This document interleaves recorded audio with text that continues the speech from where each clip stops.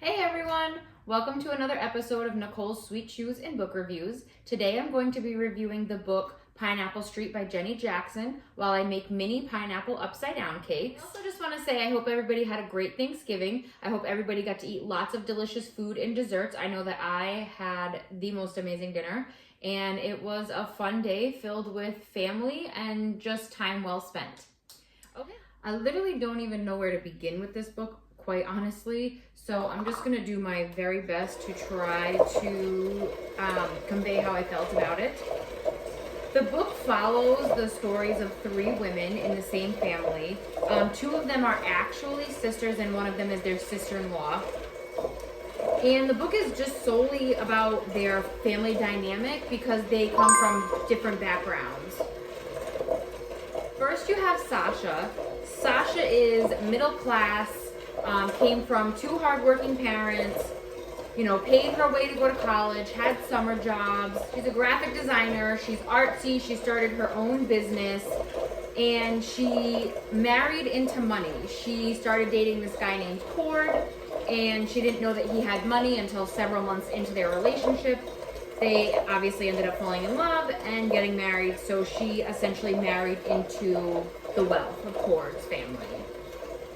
Sasha kind of feels like she doesn't fit in with his family. She always feels like she's odd man out at any of their events or family get-togethers, and his sisters don't really care for her, so she just always feels like she's trying so hard and just not really making any progress. Also, Cord is super a family-oriented person. He chooses his family over her quite often, and when she tries to bring that to his attention, he doesn't really see that, and he's just kind of like, no, it's all in your head. Then you have Darlie. Darlie is Cord's older sister. She's described as being very well dressed, kind of in the cover of Vogue. Darlie is married, she has two kids, and Darlie decided to give away her trust fund in the name of love. So she did not want to make her husband sign a prenup. That's the family thing. When you get married, you have to sign a prenup. And she did not want him to sign it because she felt like that was basically saying that they were bound to get a divorce. And so she loved him enough to say, I'll forfeit my trust fund. And so the trust fund is locked and set aside for her kids for when they're older. But that leaves her with just the money that her and her husband make. But she doesn't work. In the book, she went to school for business and she was in finance. That's how she met her husband.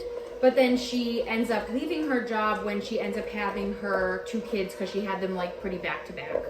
After that, you meet Georgiana. Georgiana is Cord's younger sister. And she is referred to a lot in the book as oh, she's just a kid, but realistically she's 26 in the book. So that doesn't really feel like just a kid to me. I mean, when I was 26, I had my own apartment and I was living my life. I was not just a kid at 26. Still younger than I am now, but not just a kid. Anyways, Georgiana is more the bohemian one. She's very free-spirited. She still parties with her friends. She plays up tennis. She's an avid tennis player.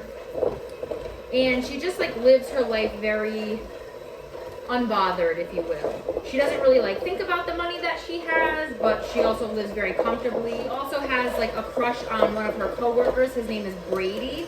So that is a pretty big topic when it comes to Georgiana's storyline in the book. And basically Georgiana and Darlie, they just don't trust Sasha.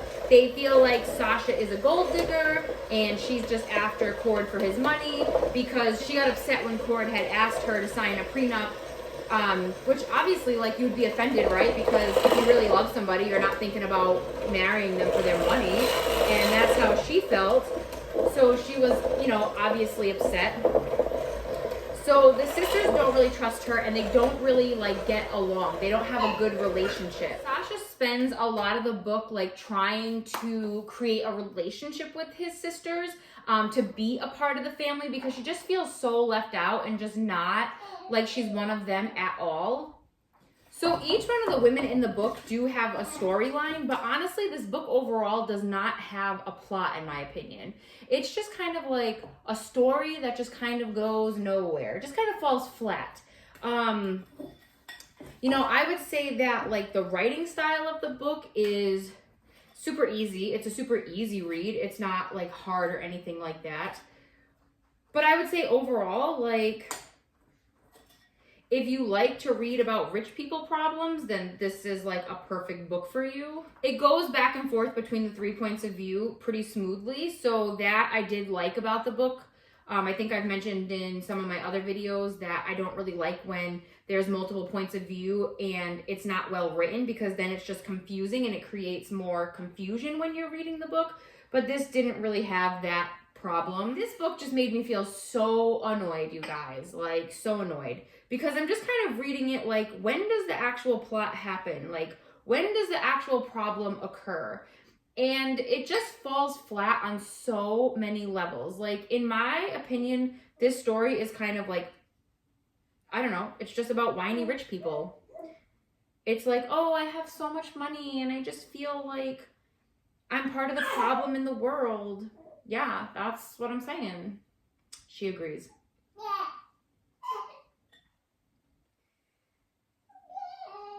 I would say though that like if I had to pick a favorite character, I would pick Sasha.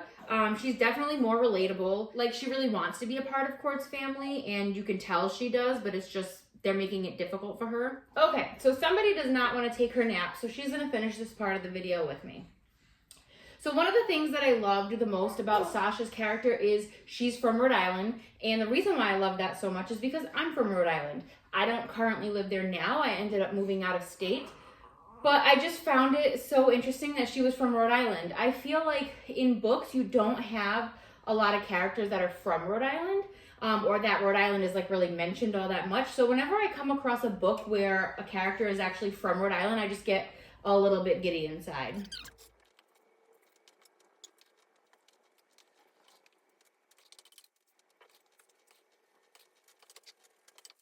I would say that my least favorite character is Georgiana. And honestly, when I started the book, I actually really liked Georgiana's character. But as the book went on, she just progressively got worse. Like, you know that character that you're just, like, you're reading and you're just thinking to yourself, oh, jump off a cliff, just a little bit, please. She was one of those characters. You know, in the book, she goes through this, like, traumatic event, which I obviously cannot tell you because I don't want to spoil anything for you. But she goes through this traumatic event and then she just, like, gets over it in, like, 3 chapters. Like, boom, oh, I'm all better. Like, she's not all better, but, like, she just moves on so quickly from the traumatic event. And to me, that's just, like, I felt like the book was so rushed. It's like, this big thing happened, but then it's like, oh, we're all good. I don't know. Her character, by the time the book was over, I actually felt relieved. Because I was like, I don't have to read about these people and their problems anymore. And I don't have to listen to Georgiana whine about how awful her life is as a rich person. Overall, guys, I just did not like this book. This book just really fell flat for me. The ending is also super weird. It's like, it just ends in this really abrupt way. And then you're just kind of like, oh, what the heck? And then there's an epilogue, and the epilogue like wraps up the ending. I don't know, guys, this book, it was just not it. I use Goodreads to log the books that I read and keep track of the amount of books throughout the year. And I like to read the reviews on books after I finish reading them, especially books that I didn't like. I like to see if other people kind of felt the same way that I did. So I for sure had to look at the reviews of this book when I went on Goodreads, and sure enough, there were like tons of reviews that like also felt this same way. Why am I just holding my hand like this, guys? Where I live, we have an annual women's book sale, and my friends and I go to it every year, and so I actually found this book there. So I think I only paid like 50 cents for this book, which thank goodness, because I didn't like the book. So it doesn't really feel like a loss in my opinion. But that's also the gamble you take as a reader. You know, sometimes we pay a lot of money for books and we just don't end up liking them, and that's okay too. It's all an experience, right, guys?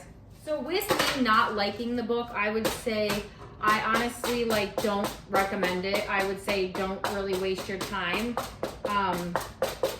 Again, that's just my own personal opinion. We got 3 of them that are being a little stubborn, so we're just gonna... I did forget to mention earlier too that the reason why I picked the mini pineapple upside down cakes is obviously because the title of the book is called Pineapple Street. And there's pictures of like a little pineapple that divide each like section in the book. So I just felt like pineapple was a very fitting dessert.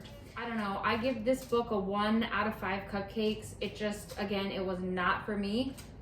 I dare you to just give it a whirl and see if you like it. Also, I found it kind of hard to review this book because with there not really being that much of a storyline, I felt like there really wasn't all that much to talk about without giving anything away. So I guess I want to know from you guys, do you want me to review the book more in depth like I did with my first video? I feel like in my first video, if you have not seen that, it was the book review of A Novel Love Story by Ashley Postins, and I made honey macaroons. In that video, I really went like in depth about the book. I still didn't give any spoilers or ruin it, but I gave a lot more detail, a lot more backstory. But I just don't want to feel like I give too much that you guys don't feel like you have to read the books.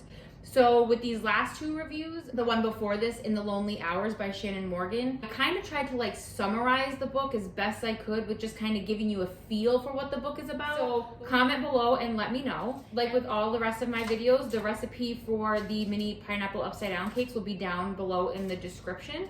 And you can always comment as well if there's a book that you want me to review or a certain baked good that you want me to make that I can pick a book maybe to match. Okay guys. Here's our mini pineapple upside down cakes. I hope you liked this content. And again, be sure to like, share, and subscribe. And I'll see you guys next time. Thanks.